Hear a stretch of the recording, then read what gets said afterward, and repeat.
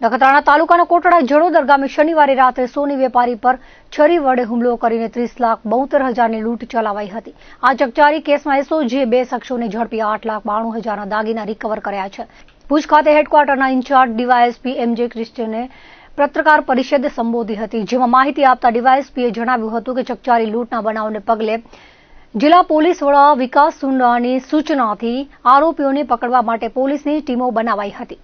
વિવિધ સ્થળોએ કેમેરા ચકાસવા સાથે નેત્રમ કેમેરાની મદદ લેવાઈ હતી। બાતમીના આધારે આરોપીઓ ખાવડાથી ભુજ આવતા હોવાનું જાણવા મળ્યું હતું, જેમાં લોરિયા ચેકપોસ્ટ પાસે એસઓજીની ટીમે દેડિયા જૂના ગામના 24 વર્ષીય નાલે મીઠા શકુર સમા અને મુસ્તાક પચાણ સમા નામના 2 યુવકોને ઝડપી પાડ્યા હતા। તેઓ પાસેથી ગુના કામે વપરાયેલ કાર, દાગીના સહિતનો મુદ્દામાલ રિકવર કરવામાં આવ્યો હતો।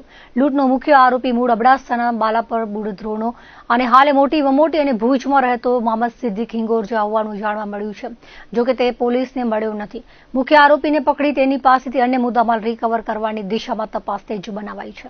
हाँ, ये जे आपने जे कीधुं के तारीख 18 तारीखना रोज जे निलेश सोनी नामना जे व्यक्ति है एमनी लूंट थयेली अने 48 तोला सोનું लगभग 31 लाख રૂપિયાના જેટલા મુદ્દામાલની જે લૂંટ થયેલી નંબર વગરની સ્વિફ્ટ ગાડીમાં જે લોકો આવેલા ને એમની પર હુમલો કરેલો છરીથી અને એ બહુ મોટો બનાવ બનેલો એટલે એની ખૂબ જ ગંભીરતાની નોંધ લઈને રેન્જ આઈજી શ્રી ચિરાગ કોરડિયા સાહેબ અને એસપી જે વિકાસ સુંડા સાહેબે જુદી જુદી ટીમો બનાવેલી।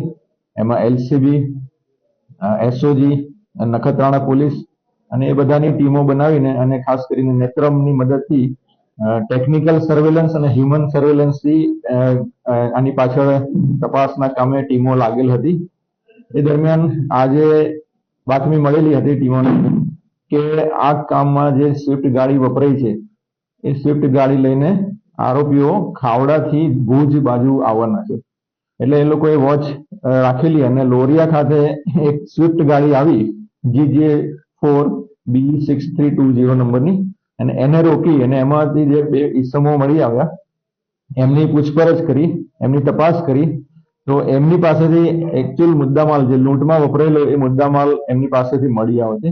અને એ 2 ઈસમો એક મુસ્તાક પચાણ છે અને નાલે મીઠા કરીને એક ઈસમ છે, એ બંનેની ધરપકડ કરવામાં આવી છે અને એ જે એકચ્યુઅલ સ્વિફ્ટ કાર જે વપરાયેલી ગુનામાં એ પણ કબજે કરવામાં આવેલી છે। એમના મોબાઈલ ફોન અને જે આપ જોઈ રહ્યા છો કે એકચ્યુઅલ જે મુદ્દામાલ છે એ પણ કબજે કરવામાં આવેલું છે। કુલ 3 આરોપીઓ હતા, એમાંથી 2 ને અત્યારે પકડવામાં આવે છે અને જે આમાં જે માસ્ટર માઇન્ડ છે એ મોહમ્મદ સિદ્દીક હિંગોરજા કરીને છે, એને પકડવાનો બાકી છે।